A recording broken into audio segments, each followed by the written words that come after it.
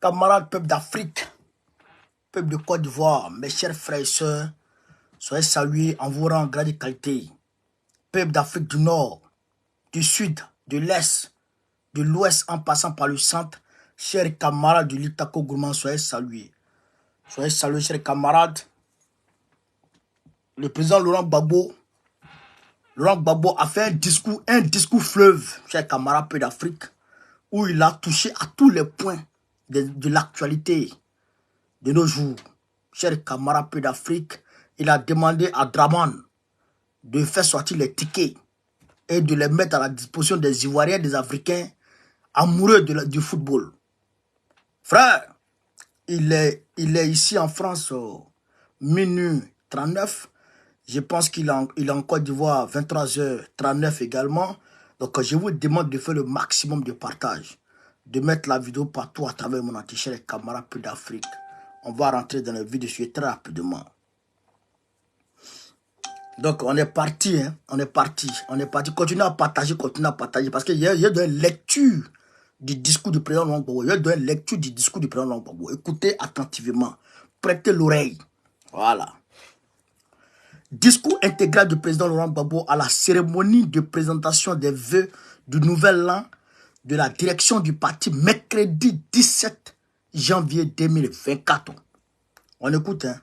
Écoutez le discours. On va commencer pour descendre, pour aller quand il a touché Ouattara. On va aller paragraphe par paragraphe. C'est Gbagbo qui parle, hein. Je vous remercie d'avoir organisé cette cérémonie pour me souhaiter la bonne année. Je vous suis reconnaissant parce que les lèvres peuvent mentir, mais la réalité, elle ne ment pas. Quand je vois cette salle aussi pleine et que j'écoute les contenus des différents messages, j'en suis heureux et je dis, c'est bon. Le parti est en marche. Le PPA, c'est une autre partie, est en marche. On écoute Gbagbo Laurent. Monsieur les vice-présidents, monsieur les responsables de la direction exécutive, madame la présidente du comité de contrôle, monsieur le président du CSP, vous tous, mesdames et messieurs les élus, les présidents des institutions du parti, les militants de base, je vous salue. Ça, c'est Gbagbo qui parle. On l'écoute, chers camarades d'Afrique. Vous savez, je suis resté un peu caché ces derniers temps parce que j'étais malade.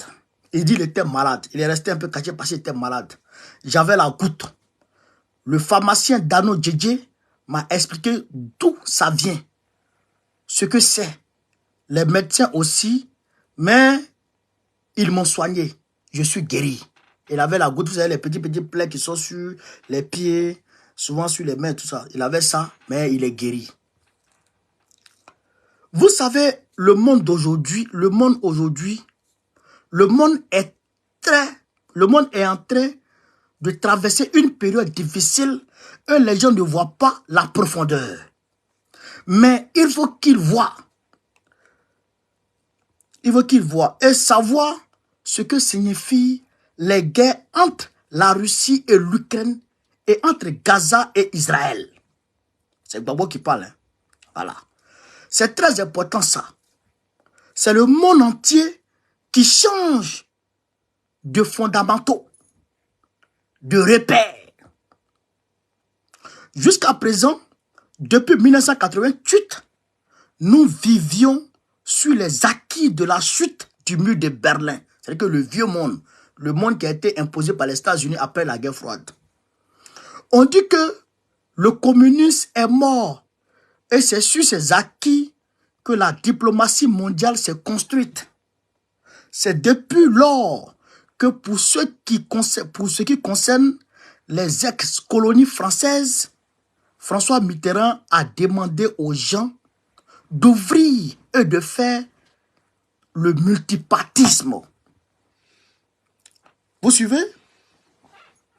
Ça a été la même chose pour les ex-colonies britanniques, etc. Aujourd'hui, on se rend compte que les choses ne sont pas aussi faciles.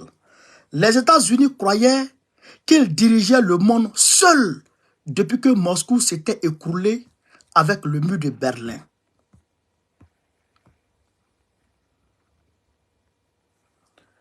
que nenni, les États-Unis se rendent qu'ils sont menacés.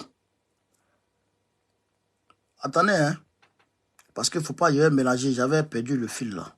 Les États-Unis croyaient qu'ils dirigeaient le monde seul depuis que Moscou s'était écoulé avec le mur de Berlin. Voilà. Que nenni. Les États-Unis se rendent compte qu'ils sont menacés sur le plan économique par l'émergence naissante de la Chine et sur le plan militaire par l'émergence russe, par l'hégémonie russe. Camarades peu d'Afrique, partagez, mettez le cœur. Voilà les nouvelles données. Se rendant compte de cela, que faut-il faire? Sinon, le problème de l'Ukraine, c'est un petit problème. En 2022, j'avais demandé la cessation des belligérances. Eux, les Américains, ont poussé. Ils se retrouvent devant l'impossibilité qui était visible depuis longtemps. L'impossibilité de vaincre la Russie. Mais qu'est-ce que l'Ukraine? Mais qu'est-ce qu'est l'Ukraine par rapport à la Russie? L'Ukraine résiste, mais ce ne sont pas eux qui se battent. C'est l'OTAN sous le label de l'Ukraine. C'est Gbagbo Laurent qui le dit. C'est l'OTAN sous le label de l'Ukraine. Si ce n'est pas Gbagbo qui dit ça, je ne sais pas quel opposant politique peut dire ça de sa vie. Ça, là, c'est Gbagbo qui dit ça. Il dit ça direct. Nous voyons les premiers déploiements de la force de l'OTAN depuis la chute du mur de Berlin. Et pour la Russie, c'est très important de refuser que l'Ukraine rentre dans l'Union européenne et dans l'OTAN. Poutine se rendant donc dans la même situation, Poutine se retrouve donc dans la même situation de Kennedy en 1962. En 1962, Khrouchtchev a installé des bases militaires, des fusées militaires à Cuba. Kennedy a dit, c'est insupportable que j'ai sous mon nez des armes balistiques de la Russie à quelques kilomètres des frontières américaines. D'où la naissance de la crise qu'il y a eu. Mais la sagesse avait fini par l'emporter. Khrouchtchev avait retiré ses fusées et les Américains avaient cessé de tempêter. Aujourd'hui, on assiste à la même situation à l'inverse. On assiste à la même situation à l'inverse. Les Américains veulent faire de l'Ukraine un pays de l'Union européenne et un pays de l'OTAN pour installer les bases militaires de l'OTAN en Ukraine, c'est-à-dire à quelques kilomètres de Moscou. Et ça, Poutine ne peut pas l'accepter. Poutine a la même réaction que Kennedy. On dit que Moscou a attaqué l'Ukraine, mais on ne dit pas pourquoi. Les mêmes choses produisent les mêmes effets. Frère, ça c'est Gbagbo Laurent. Quand on dit Gbagbo connaît, il vient de quelque part. Il vient de quelque part. Tout le monde ne peut pas porter le nom Gbagbo et progresser avec. Tu vas t'écrouler. Si tu n'es pas fort, si tu n'es pas visionnaire, si tu n'as pas l'esprit de l'homme, chers camarades peu d'Afrique, c'est ce que je m'évertue ici à vous dire tous les jours. On va rentrer dans Gaza, hein. On va rentrer dans le cas de l'Israël. Vous allez comprendre, vous allez voir. Suivez. Il faut donc que le monde entier sache ce qui se passe. Parce que ce qui se passe là-bas nous concerne ici. L'Ukraine est le principal producteur de blé au monde. La Russie est le deuxième producteur de blé dans le monde. Si les ports d'Odessa sont fermés, c'est tout naturellement qu'il y a du blé en moins à l'exportation. Et donc, le prix du blé a son prix qui s'envole. Chers camarades, faites attention à ce qui se passe dans le monde. Je ne vais pas aller plus loin. Mais je vous ai dit ce que je vous ai dit là. Parce que dans vos lectures, vous ne vous contentez pas de lire les pages nécrologiques de Fraternité Matin et ce qui se passe à Zoukougbe. Et ce qui se passe à Zoukougbe, à Niambezaria. Il faut regarder parce que notre vie est suspendue au contexte global. Il dit, ne regardez pas les pages nécrologiques de Fraternité Matin seulement. Lisez, regardez la géopolitique, intéressez-vous à la géopolitique comme le fait son fils Mbogokone. Ça aussi c'est une réalité. Quant à ce qui se passe en Israël, entre Israël et le Hamas, on nous dit que le Hamas a attaqué Israël. C'est vrai. Mais pourquoi le Hamas a bombardé Israël? C'est ça qu'on ne nous dit pas.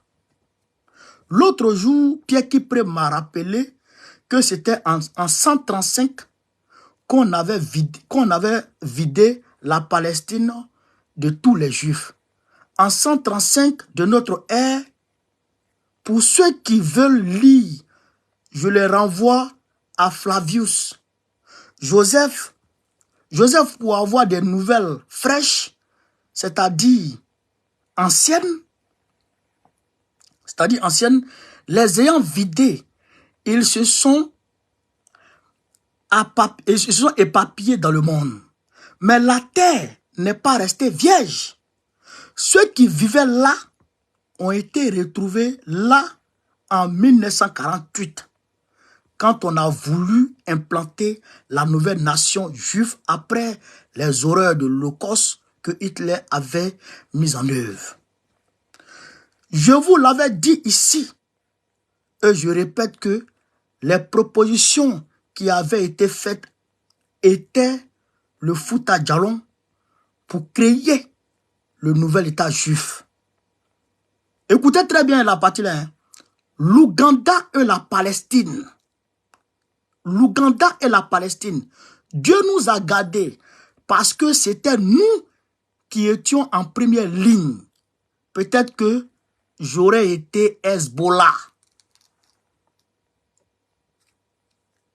Écoutez, Babo dit, peut-être qu'il aurait été Hezbollah si les gens avaient choisi l'Ouganda. Parce que la nouvelle, les Juifs qui sont en Israël aujourd'hui, là, ils devraient aller soit en Ouganda ou en Palestine. Dieu a fait qu'ils ont choisi Palestine. Babo dit, s'ils avaient choisi Ouganda, lui peut-être qu'il serait Hezbollah. Et puis les gens ont commencé à rire. Lui-même a commencé à rire. Écoutez très bien, hein? En allant s'installer en Palestine, ils ont dû dégager la terre pour que le nouvel État soit créé. J'habite Maman. Vous voulez y implanter un État et mes parents et moi, on doit aller se faire voir ailleurs. Naturellement, on s'y oppose. La guerre entre ceux qui étaient là, qu'on appelle aujourd'hui les Palestiniens, et le nouvel État d'Israël a duré jusqu'à ce qu'un jeune ingénieur qui a pris le surnom de Yasser Arafat devienne le leader des Palestiniens et se mettre à se battre et en même temps négocier pour trouver une solution. La solution qui a été trouvée, qui était à mon avis est la meilleure, qui était à mon avis est la meilleure. C'est une solution à deux États. Babo dit c'est la solution à deux États qui est la solution la meilleure pour lui. Un État palestinien et un État juif. Deux États dont les frontières vont être négociées et qui vont être côte à côte. Cette solution a permis de calmer la guerre. Et on s'est habitué à voir un Yasser Arafat non pas comme un combattant, mais un négociant partout. Aux États-Unis, en France, je l'ai... C'est quoi ça? Les sorciers veulent nous empêcher de lire. Les sorciers veulent nous empêcher de terminer le discours de Gbagbo.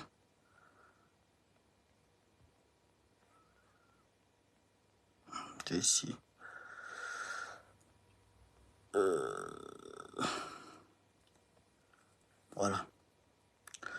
La solution qui a été trouvée, voilà, un État palestinien.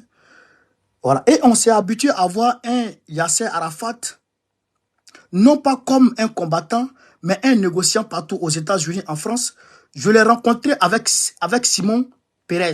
Il dit qu'il a rencontré Yasser Arafat avec Simon Pérez.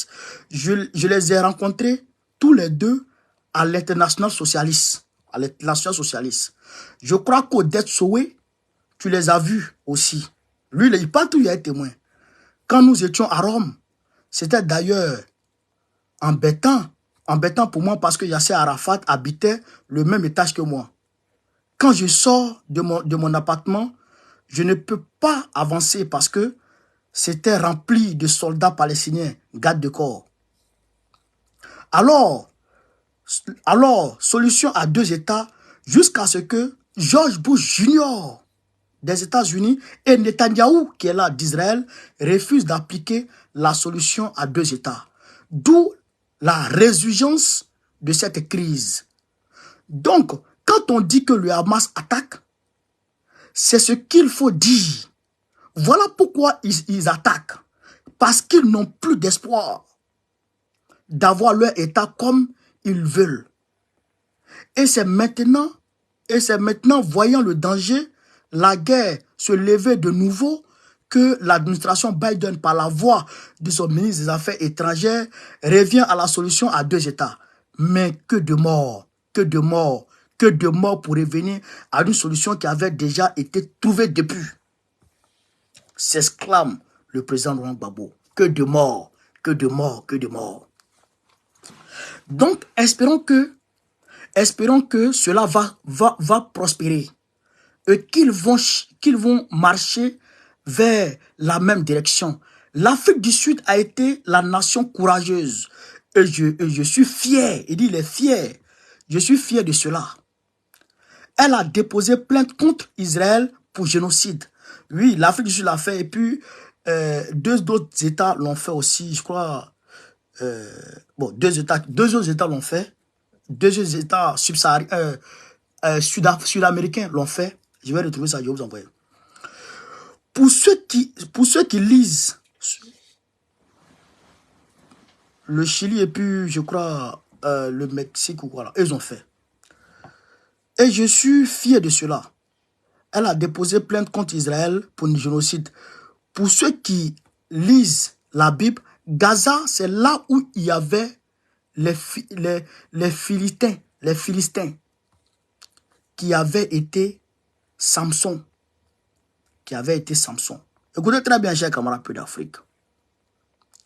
Donc, Gaza n'est pas une ville neutre. Elle est ancienne. Espérons que le caractère génocidaire de la lutte d'aujourd'hui va être reconnu. Mais surtout, espérons que les négociations vont aller vers la construction de 2 États. Youssouf, merci pour les étoiles. La construction de 2 États. Voilà. Sinon, il n'y a pas d'issue. Donc voilà les deux grands conflits, mais qui nous concernent.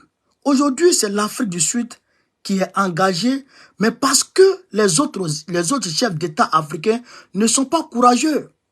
Ramaphosa est courageux et l'Afrique du Sud est courageuse. Je salue les Sud-Africains pour leur implication dans la paix mondiale. Parce que cette paix, quand elle est mise à rude épreuve, le monde entier n'est pas tranquille. Je vous ai parlé de ces deux problèmes, mais je ne sais même pas qui a dit un jour, je ne sais même pas comment les gens peuvent penser que l'Ukraine peut battre la Russie. Je ne comprends pas comment même l'Ukraine peut penser que les autres pays peuvent venir se battre pour elle. La Russie qui a marché avec ses soldats jusqu'à Berlin pendant la Deuxième Guerre mondiale. Mais je ne sais pas, et ils rient. Les gens pensent que quand on parle d'histoire, on n'a rien à faire. C'est pour s'amuser avec les faits passés. La Russie qui a marché avec ses soldats jusqu'à Berlin. Et ils ont retrouvé le corps de Hitler. Et depuis, on ne sait pas ce qu'est devenu le corps de Hitler. Si l'ONU veut vraiment la paix au Moyen-Orient, il faut remettre sur la table la solution à 2 États. Voilà ce que je voulais vous dire pour le monde, pour ne pas que vous ne vous contentez pas de regarder les pages nécrologiques de Fraternité Matin. Donc voilà ce qu'il pourrait dire sur le monde. Chers camarades, cette petite partie, je voudrais qu'on prenne 2 minutes pour analyser. Est-ce que c'est pas ce que Gbagbo vous dit ici toujours? Est-ce que c'est pas ce que je vous dis ici toujours? Voilà, Gbagbo a marché. Bon, c'est moi, je pas marche dans les pas de Gbagbo. Mais Gbagbo m'a donné raison. Gbagbo m'a donné raison. Parce que les trisomiques, les Africains trisomiques, moutons, qui passent leur vie à rester dans l'émotion.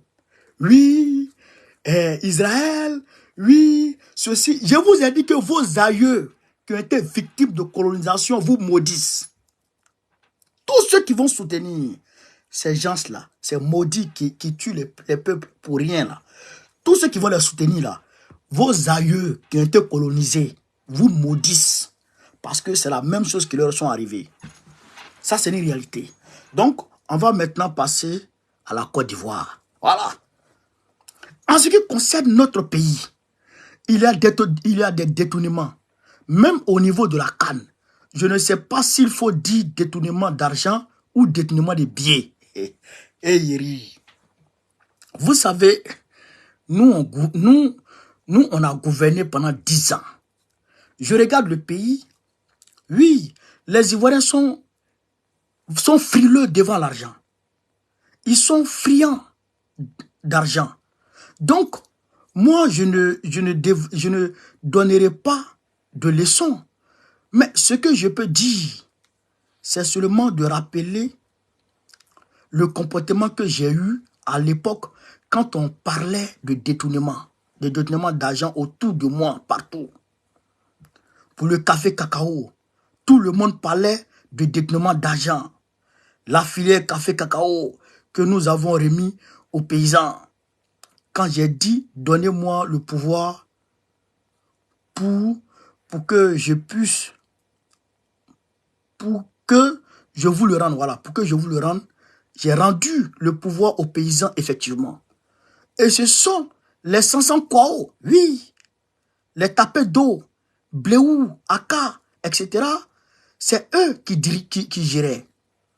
Je me rappelle bien où le premier jour, j'étais ému de voir Tapé d'eau annoncer à la télévision le prix d'achat du cacao et du café.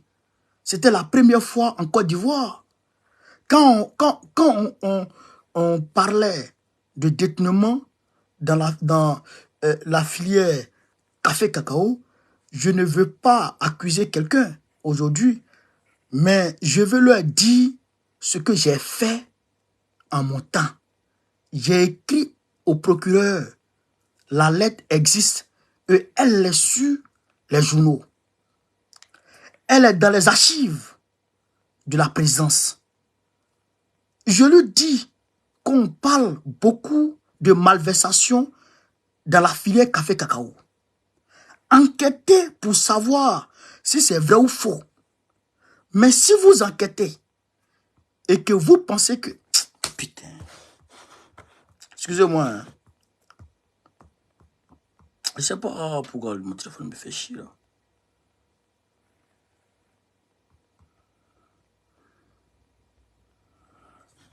De quoi? Mais si vous enquêtez et que vous pensez qu'il y a de quoi poursuivre, alors poursuivez. Et il a enquêté et il a poursuivi. Des gens qui étaient très proches de moi sont allés en prison parce qu'ils n'ont pas fait ce que je leur ai dit ce que je leur ai dit de faire. Ils ont fait ce que leurs proches leur disaient de faire. Donc, ils sont allés en prison. Je peux rappeler ça à nos amis qui sont au pouvoir aujourd'hui pour leur dire que ce n'est pas comme ça qu'on fait. Enfin, c'est une solution. On demande au procureur de faire son travail et de le faire jusqu'au bout. Sinon, quand on laisse s'installer de rumeurs de détournement ici, de détournement là, ça paralyse l'économie. Donc, il faut veiller à rendre l'atmosphère saine et propre pour que l'économie puisse avancer. Voilà ce que Gbagbo propose à Draman. Chers amis, voilà ce que je voulais vous dire. Il y a moyen de sortir de ces goulags de corruption. La Côte d'Ivoire n'est pas le seul pays où il y a la corruption. Le seul médicament, c'est de juger les corrompus, les chercher, les trouver, les laisser s'ils ne sont pas réellement corrompus et les condamner s'ils sont réellement corrompus. C'est ça qu'il faut faire. Chers amis, voilà ce que je voulais vous dire. Maintenant, au niveau du parti, j'ai reçu il y a longtemps le président exécutif et le secrétaire. Le président du CSP n'était pas là parce qu'il était en deuil, Yako. Il faut absolument gagner la bataille de l'implantation de notre parti. Parce que j'entends des gens dire, oui, on veut que Gbagbo vienne ici, oui, je peux venir, je peux bien venir, mais ce n'est pas moi qui implante le parti, c'est eux. Parce que, de toutes les façons, si moi je viens, il y aura toujours une foule qui viendra. Mais qu'en est-il de l'implantation? Quand quelqu'un a un problème, il dit, je vais voir Gbagbo, je vais voir Gbagbo. Mais enfin, tu es dans un village reculé de Danané. Tu es à Sipilou là-bas. Et tu dis que tu veux voir Gbagbo. Mais quand Gbagbo va faire quoi? Mais Gbagbo va faire quoi? Tu as des problèmes avec les gens de Sipilou. Réglez vos problèmes. Après, Gbagbo peut venir vous rendre visite et vous remercier. Vous féliciter d'avoir réglé vos problèmes. Mais vous ne pouvez pas lui demander de venir comme un Américain. Oui, et je suis là. Non, hein? Il y a eu un problème entre les femmes après les élections. Mais je vois partout. Gbagbo a réglé le problème. Bon, c'est mon bon nom. Mais si les femmes elles-mêmes n'avaient pas décidé de régler leurs problèmes, la réunion que j'ai convoquée, c'était zéro. Elles ont discuté et après, je les ai reçues. J'ai juste repassé. Mais si le linge est sale, si tu repasses, c'est la saleté que tu reprends partout. Donc, implanter le parti. Voilà ce qu'il demande aux camarades ici et là. Vous qui êtes un peu à l'intérieur du pays, implantez le parti. N'attendez pas toujours que Gbagbo vienne à vous. Implantez le parti. Travaillez, travaillez, travaillez, travaillez. Quand vous implantez le parti là, et que vous êtes prêt, vous faites un rapport. Vous faites un rapport, vous envoyez au secrétaire. Ah, camarade secrétaire général, camarade LG, voilà le nombre de sections, de structures de base que j'ai implantées. Voilà les secrétaires de section, voilà les secrétaires de comité de base. À ce moment, on sait que tu as fait le travail et tu demandes à ce que le chef vienne. Le chef vient maintenant. Pour ce qui concerne le comité de contrôle, J'ai aussi entendu des gens m'appeler à intervenir. Je voudrais faire une précision. Au Congrès, il y a deux entités qui sont élues directement par le Congrès. Il y a le président du parti, c'est-à-dire moi. Donc, ma légitimité repose sur l'élection du Congrès. Et il y a le comité de contrôle dans son ensemble qui est élu par le Congrès. Moi, je n'ai pas de droit d'aller enlever quelqu'un. Non, ce n'est pas le secrétariat général où c'est moi qui nomme les gens. C'est le comité de contrôle. J'avais pensé à convoquer un congrès extraordinaire pour régler la question. Mais là aussi, il faut que je passe par le comité de contrôle, par le comité central, ou bien alors j'attends le nouveau congrès qui va arriver en 2025. Oh, c'est en 2025 le congrès. C'est en 2025 le congrès. Mais ça, c'est une chose. L'autre chose, au comité de contrôle, c'est les actes de banditisme posés contre la présidente du comité de contrôle et sa demeure. Ça, c'est différent. Ce n'est pas le rôle du comité de contrôle, l'agression contre la dame du comité de contrôle. La dame vous invite chez elle à cause du manque de lieux. Beaucoup de nos réunions se font à nos domiciles. Moi-même, j'ai convoqué plusieurs réunions du CSP chez moi à domicile. J'ai même convoqué plus d'une fois des réunions du CSP élargies à mon domicile. Et tu viens et tu fermes la porte sur elle et tu mets la clé dans ta poche, croyant qu'on ne te voit pas. Mais on te voit, cher ami. Et tu mets ça dans ta poche et tu t'assois. Et quand tu vois que ça chauffe, tu approches une table doucement et tu déposes sur la table. Mais on te voit. Je n'aime pas ça parce qu'il faut agir clairement. Un parti politique, on y vient librement. Personne n'est obligé de venir dans un parti. Tant qu'on vient librement, on part librement. Si tu n'es pas majoritaire, quand tu n'es pas majoritaire, tu veux qu'ils sont... C'est quoi? Qu'est-ce qu'ils ont écrit ici là? Quand tu n'es pas majoritaire, ceux qui sont majoritaires l'emportent et vous passez à autre chose. Mais on ne peut pas jouer comme ça aux petits bandits. Vous vous levez, vous êtes 15 sur 61 membres et vous dites oui, on la démet. Mais vous êtes qui?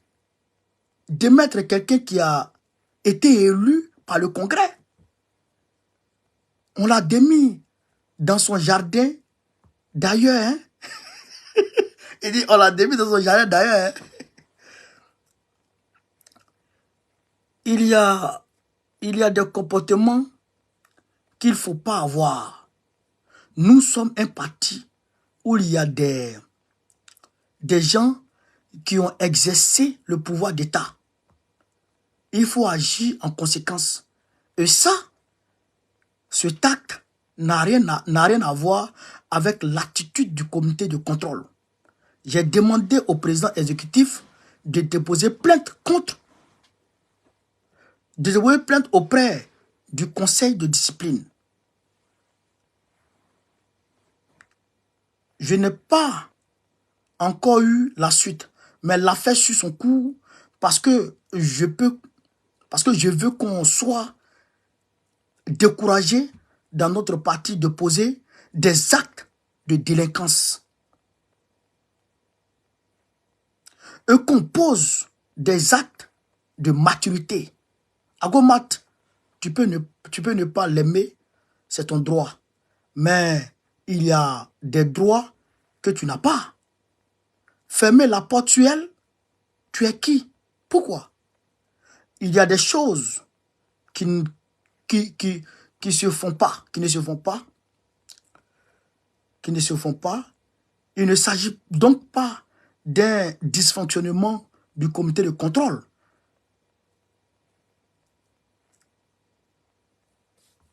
C'est à un congrès de trancher. Mais il s'agit d'un acte de banditisme et je ne peux pas accepter cela. Notre camarade qui a retranscrit le discours en direct, ici, arrivé vers la fin là, je pense qu'il était fatigué, il a fait plein de fautes. Plein de fautes. Il y a des endroits où même il a carrément sorti le discours de son contexte. Donc, je pense qu'on va s'arrêter là. Le président a dit, cher ami, nous avons beaucoup parlé. Vous m'avez souhaité une bonne année. À vous, je vous demande d'être focus sur les batailles qui viennent. Gaïa et Gaïade. Je souhaite que vous soyez forts. Je souhaite que vous soyez conséquents. Surtout les terrains où vous serez. Soyez conséquents. On ne gagne pas en politique si on n'est pas conséquent. Soyez conséquents. Ce sont les conséquents qu'on connaît. Battez-vous, battez-vous, battez-vous, battez-vous. Le parti est avec vous. Je vous remercie. Ici, s'arrête ici le discours monumental, historique du président Laurent Gbagbo. Vous avez écouté. Il a touché à plusieurs points. Il dit qu'il était silencieux parce qu'il était malade. Il a été guéri. Dieu merci. Il est sorti, il a fait son discours. Donc, vous avez compris. Vous avez compris son discours. Il a touché à tous les points. Il a touché à l'actualité internationale d'abord. L'actualité internationale d'abord. Ukraine et puis Gaza. Quand il a fini, il a touché à Draman et sa corruption. Il lui a dit, voilà ce que moi j'ai fait. Quand j'étais président, là, voilà ce que j'ai fait. Les traces sont là. Tu peux retrouver ça partout. Voilà ce que j'ai fait. Toi, là, voilà ce que je te préconise. Il faut faire ça aussi. Adama Bidoga a volé. Il n'y a rien. Lasne Diaby a volé. Il n'y a rien. Ceux de la FIF, là, ont volé. Il n'y a rien. Les billets sont volés. Il n'y a rien. On va où? Si tu ne peux pas gérer le pays, dégage. Si tu es malade et que ta santé ne te permet pas de gérer le pays, dégage. C'est aussi simple que ça. Voilà, c'est aussi simple que ça. Et après, il a touché au problème qui s'était soulevé avec le comité de contrôle là. Voilà. Vous êtes 15 et vous vous levez, vous dites, vous démettez quelqu'un. Mais soyez majoritaire d'abord. Soyez majoritaire avant de démettre quelqu'un. C'est pas ça. Voilà. Mais ça se passe ici, hein, ce genre de dysfonctionnement là, ça se passe ici partout.